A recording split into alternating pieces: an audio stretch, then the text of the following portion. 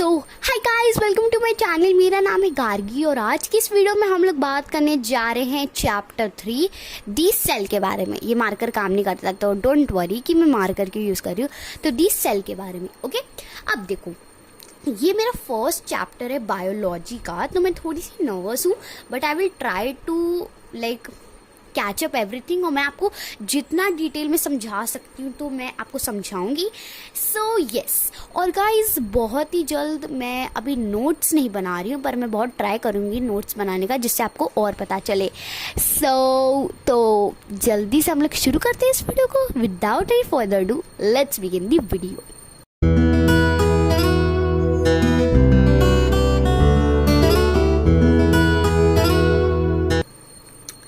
Okay, so D cell. अब ये D cell क्या होता है? सेल आपको पता है कि बॉडी का एक बॉडी में होता है, ये सबको पता है। अच्छा, अब ये सेल होता क्या है? Let us see. Cells are like the bricks of a building. Cell, इसमें कह रहे हैं कि सेल्स क्या होते हैं? जो ईंटें होते हैं ना बिल्डिंग बनाने के लिए, एक पर्टिकुलर घर बनाने में जो ब्रिक्स यूज होते हैं, ईंटें, तो वैसे होता है cells. They are the building blocks of our body. ये हमारी बिल्डिंग ब्लॉक्स है हमारी बॉडी के, ठीक है। Cells are the smallest part of an organism. ये सबसे स्मॉलेस्ट पार्ट होता है। अब देखो, ऑर्गेनिज्म क्या होता है? ऑर्गेनिज्म होता है लाइक ह्यूमन, एनिमल्स, जो चीजें लिव करते हैं, मतलब कि जीते हैं। अब आपको पता है जो प्लांट्स है उनमें भी ये सेल होता है। ओके, ठीक है, चलो ठीक है। तो ये सबसे स्मॉलेस्ट पार्ट है, लाइक स्मॉलेस्ट पार्ट है। आपको ये ध्यान रखना है, बहुत इंपॉर्टेंट है ये, इसीलिए एकदम ब्लैक में लिखा है, डार्क ब्लैक में, तो आपको ये मार्क करना है, ठीक है।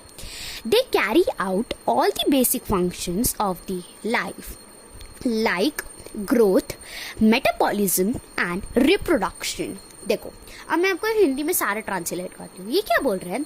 जो सेल्स हैं वो सब है एक जो घर बनाने के लिए, मतलब कि बिल्डिंग बनाने के लिए जो ईंटें होते हैं ना, वैसे सेल्स हैं। अभी किसके ईंटें हैं cells? They are the building blocks of our body. ये हमारे बिल्डिंग ब्लॉक्स है हमारे खुद की बॉडी के लिए।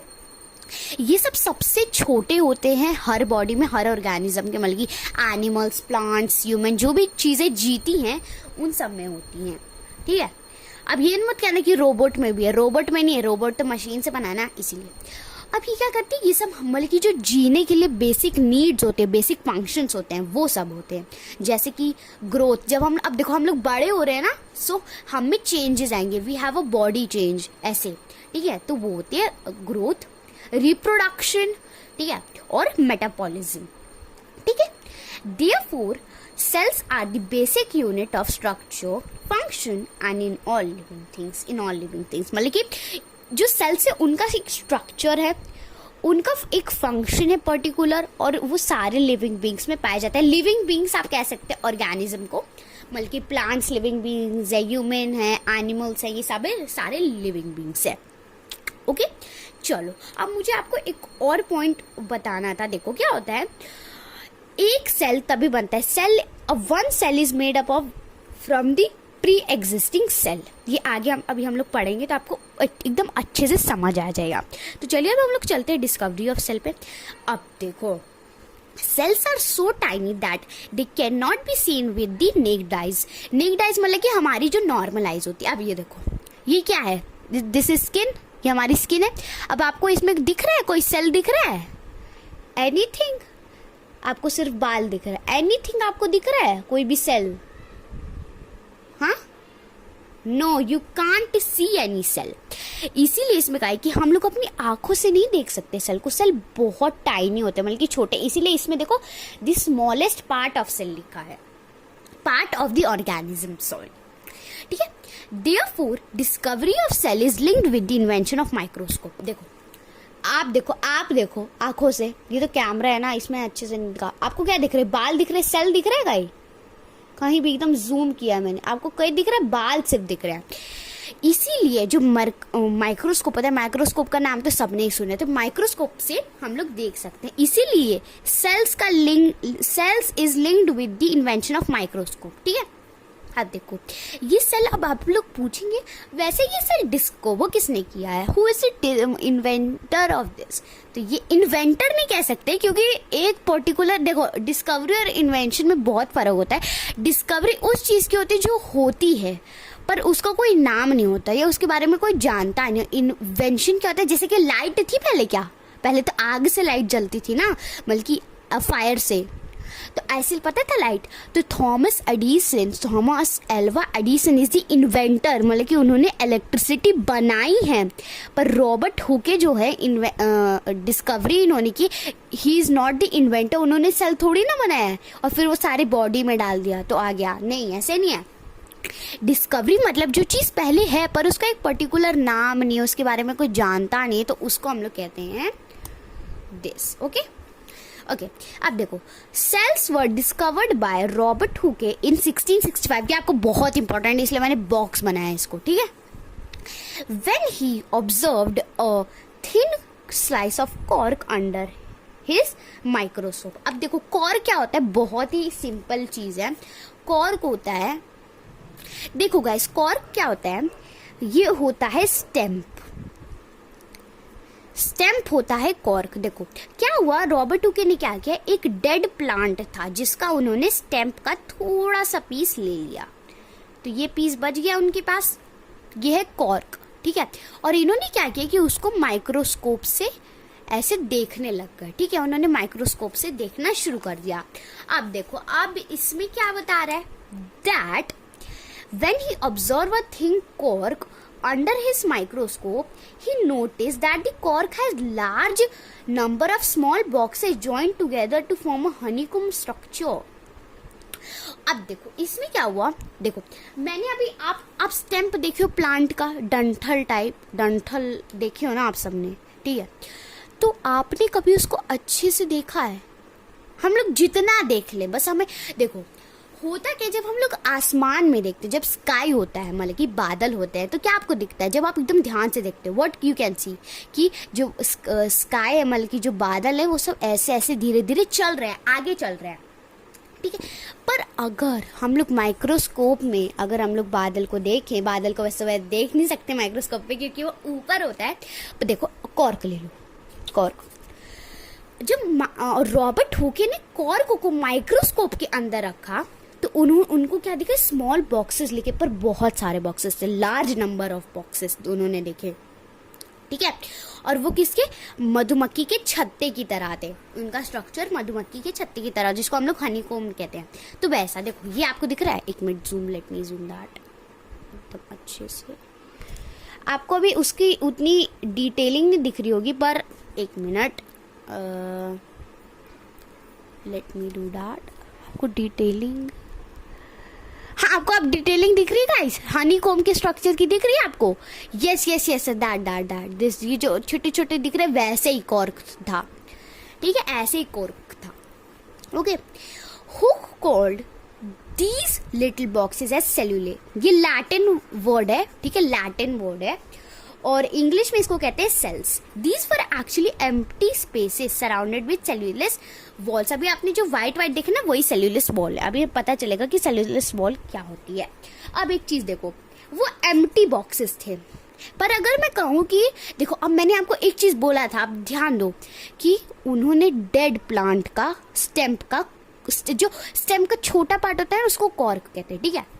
डेड प्लांट वाले की उसमें कोई भी फंक्शन नहीं हो रहा था, नथिंग वॉज देयर, बस वो एक डेड प्लांट था, तो उसका हल्का सा लिया, इसीलिए वो एम्प्टी बॉक्सेस मिलेगा। अगर उन्होंने एक जीवित पौधे का लिया होता कॉर्क तो उनको मिलता कुछ अंदर, ठीक है, इसलिए वो एम्प्टी था, सराउंडेड विद सेल्यूलस वॉल्स, ठीक है। ये तो होगी बात।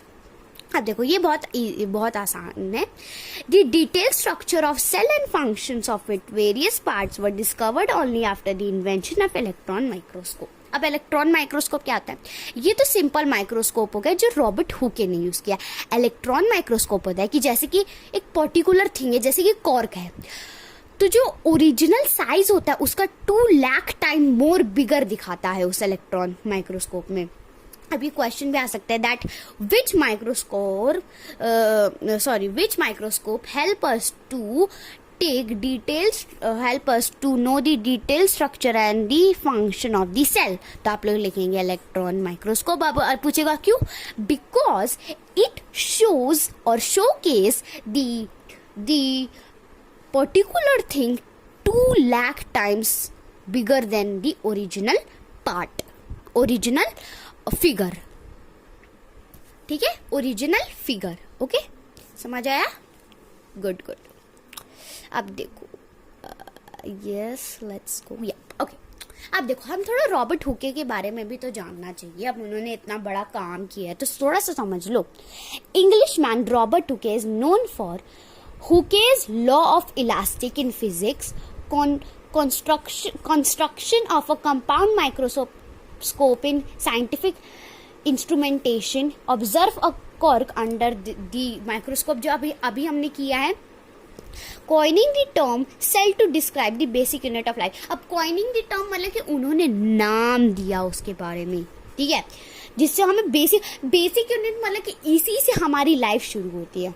और उनको देखो, ये आपको बहुत ध्यान से रखने की क्या बोला जाता है रॉबर्ट हुके को, जैक ऑफ ऑल ट्रेड्स. मतलब कि हर चीज में उनका एक कंट्रीब्यूशन है. That's why. Okay, now the concept that all living organisms are made up of cells was explained as cell theory. मतलब देखो, अब ये जो कॉन्सेप्ट है कि हर ऑर्गेनिज्म, हर लिविंग बीइंग सेल से बना, ये किससे हमें पता चला?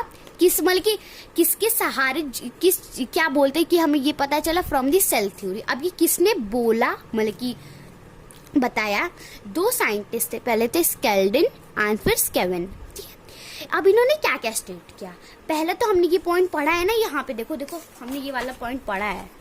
ये देखो, यही वाला है, cells are the basic unit of functions and structure वाला. ठीक है, तो यही था. इसमें भी यही बोल रहा है that cells are structural and functional units of living organism. मतलब कि उनका एक स्ट्रक्चर है और उनका एक पर्टिकुलर फंक्शन है. ठीक है, of every living organism. Okay okay, now new cells arise by the division of pre existing cell. मतलब कि देखो, ये मैंने आपको बोला था कि हम लोग आगे पढ़ेंगे. तो क्या इसमें बोला है? ले लो रिप्रोडक्शन का एग्जाम्पल. क्या होता है? आपके पेरेंट्स से ही यू आर बॉर्न. ठीक है, जब आप लोग मतलब कि बॉर्न नहीं होते तो आप अपने पेरेंट्स, मतलब कि जो पेरेंट्स की सेल्स हैं उन्हीं से आप लोग बनते हैं. ठीक है, उन्हीं से आप लोग बन के फिर एक ह्यूमन बीइंग बनते हैं. और समझ लो, जब हमारी ग्रोथ होती है तो जो पहले से जो सेल्स रहते हैं उनसे एक नया सेल बनता है जो हमारे ग्रोथ में हेल्प करता है. तो वही होता है कि यही स्टेटमेंट बताते हैं कि new cells arise by the division of pre existing cells. Okay, cells, their numbers, shape and their number, shape and size. पहले हम लोग नंबर समझ लेते हैं. तो सेल्स, जो ऑर्गेनिज्म है सेल का, वो 2 तरह में डिवाइड है. एक है यूनिसेलुलर और एक है multi cellular. Okay, unicellular and multi cellular. देखो, अब यूनिसेलुलर क्या होता है? इसमें बोल रहा है दैट, एक minute, just a second. Okay, अब इसमें बोल रहा है, एक मिनट. ओके, यूनिसेलुलर, यूनि का मतलब होता है सिंगल, सेलुलर का मतलब होता है सेल्ड. इसका मतलब कि single celled organism. Example, they are, मतलब कि that's mean they are form from 1 cell. मतलब कि नंबर में सिर्फ एक सेल से बना रहता है, सिर्फ एक सेल से. और इसका क्या क्या एग्जाम्पल है? बहुत सारे टाइनी प्लांट्स, एनिमल्स भी यूनिसेलुलर होते हैं. बैक्टीरिया का नाम सबने सुना है, क्लाइमडोमेंट्स, यीस्ट, अमोबा एंड पार्शियम एक्सेट्रा. तो ये सब एक सेल से बने रहते हैं. अब मल्टी सेलुलर, मल्टी का मतलब तो पता है सब, मेनी, और सेलुलर का सेल्ड, तो मेनी सेल्ड ऑर्गेनिज्म, मतलब कि जिनमें बिलियन, ट्रिलियन, मिलियन, इतने सारे होते हैं. ठीक है, तो इसके एग्जाम्पल क्या है? पीपल, नीम, रोज, अर्थवर्म, फिश, फ्रॉग, ह्यूमंस. अब देखो, ह्यूमंस बहुत सारे उससे बने, बहुत सारे. ठीक है, अब ये देखो, in multi cellular organism different functions are carry out by different cell, मतलब कि जो डिफरेंट मल्टी सेलुलर में क्या होता है, जो डिफरेंट, अब देखो ये थोड़ी ना, देखो समझ लो कि 4 ग्रुप्स हैं, 4 ग्रुप्स आ गया, एक बना है कि हमें क्या कहते हैं कि हमें रिप्रोडक्शन के बारे में करना है, दूसरा है कि हमें ग्रोथ के बारे में करना है, तीसरा है कि मेटाबॉलिज्म के बारे में करना है, चौथा है कि बॉडी के बारे में करना है, ठीक है। तो वो लोग क्या है, डिफरेंट चीजें कर लेना। वैसे ही मल्टी सेलुलर में कितना मिलियन ट्रिलियन होते, तो बहुत सारे ग्रुप्स भी बना होगा, तो वो सब अलग अलग चीजें करते हैं।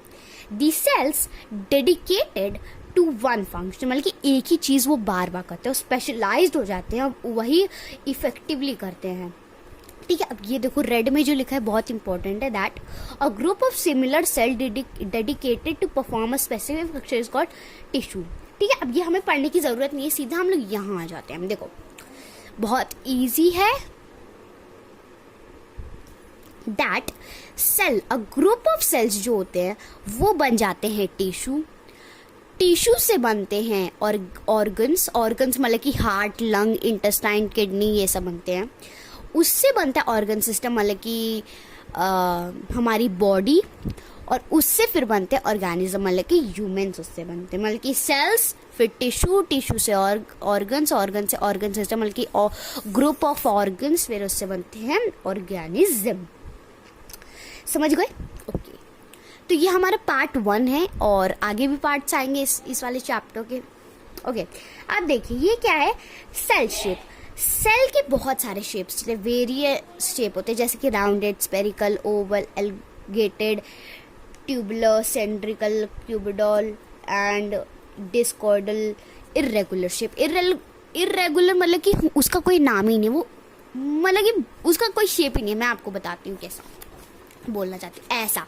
दिस इज इर्रेगुलर, ये अमीबा है जो इर्रेगुलर है। अब देखो, अ प्लांट, ए है प्लांट सेल्स। अब प्लांट सेल्स में क्या होते हैं, guard cells of stomata are leaves are kidney shaped and bean shaped cells, ऐसे होते हैं। ये देखो आपको दिख रहा है ना, ये कैसे बना है, ऐसे, ठीक है। स्टोमाटा क्या होता है, स्टोमाटा होता है ट्रांसपिरेशन में हेल्प करता है ऑफ द लीफ। ओके, अब देखो, मेसोपेल cells of leaves are long and rectangular cells with chloroplasts, ठीक है।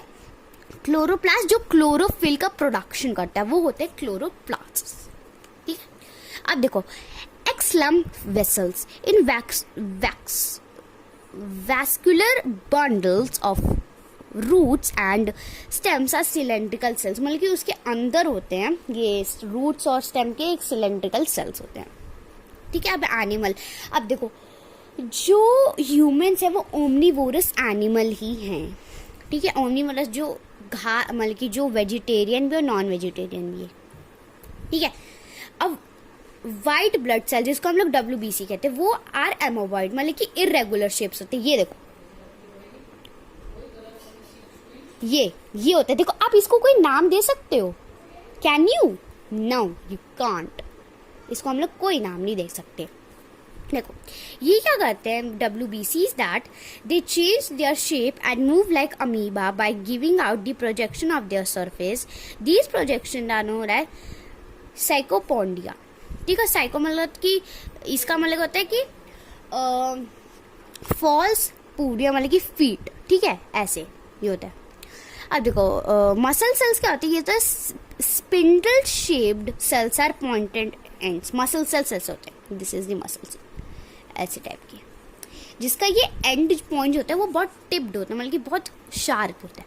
अब ये नर्व सेल क्या होते हैं, नर्व सेल्स होते हैं थ्रेड लाइक। अब आप लोग कहिए थ्रेड कैसे है, देखो ये थ्रेड है, लेट मी जूम दैट, ये देखो ये थ्रेड है और फिर इसकी ब्रांचेस खुल रही। नर्व्स मतलब कि आपको पता है नसें, दिस इज दी नसें, आपको दिख रहा है थोड़ा थोड़ा, दैट इज नसें। तो ये थ्रेड लाइक दिख रहा है, थ्रेड से भी पतला है धागा, वही होता है, okay.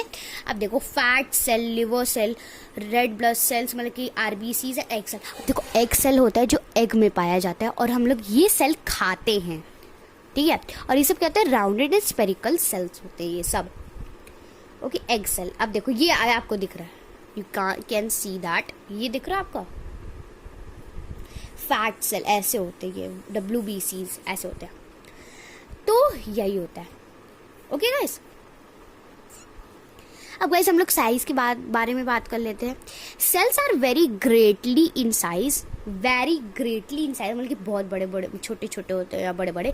The smallest cell may be as small as 0.1 to 0.15 micron मतलब कि bacteria, and the longest cell may be long as 1 metre. जैसे कि नर्व सेल हमारी जो होती है वो 1 मीटर से भी लॉन्ग होती है। In our body blood cells are the smallest and nerve cell are the longest. ये आपको मार्क करना है कि ब्लड सेल स्मॉलेस्ट होती है और नर्व सेल जो है वो होती है longest.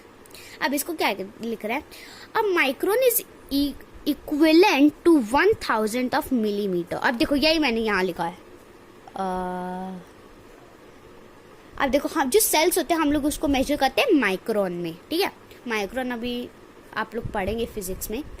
1 millimetre is equal to 10 micro metre, मतलब कि 1 मिलीमीटर के बाद माइक्रोन मीटर भी आता है, ठीक है। तो ये होता है। अब देखो ये 10 है। अब देखो 1 millimetre is equal to 1 micrometre is equal to 1/1000 metres. Okay, समझ आया? ठीक है, चलो आ गया ना। our RBCs are 7.0 microns in size. Nerve cells are more than a meter long. The unicellular alga activularia is about 10 centimeter long. Egg of ostrich is about 15 to 20 in diameter. The largest cell है ये। अब देखो egg जो हम खाते हैं वही cell होता है। Big organism do not have bigger cells, they have more then, मतलब कि जो एक बिग ऑर्गेनिज्म होता है उसका बिगर सेल नहीं होता पर उनके पास बहुत सारे नंबर्स ऑफ सेल होते हैं। ओके गाइस, तो गाइस अगली वीडियो में मैं आपके साथ शेयर करने जा रही हूँ सेल स्ट्रक्चर और चेक पॉइंट 1। तो तब तक के लिए बाय बाय। और अगर आपको ये वीडियो अच्छी लगे तो जल्दी से इस वीडियो को लाइक करिए और जल्दी से ये इसका पार्ट आने वाला कल ही आ जाएगा शायद। थैंक यू फॉर वॉचिंग, तब तक के लिए बाय। गाइस बायोलॉजी की प्लेलिस्ट का link in the description, don't forget to check it out and thank you for watching it और बाय बाय।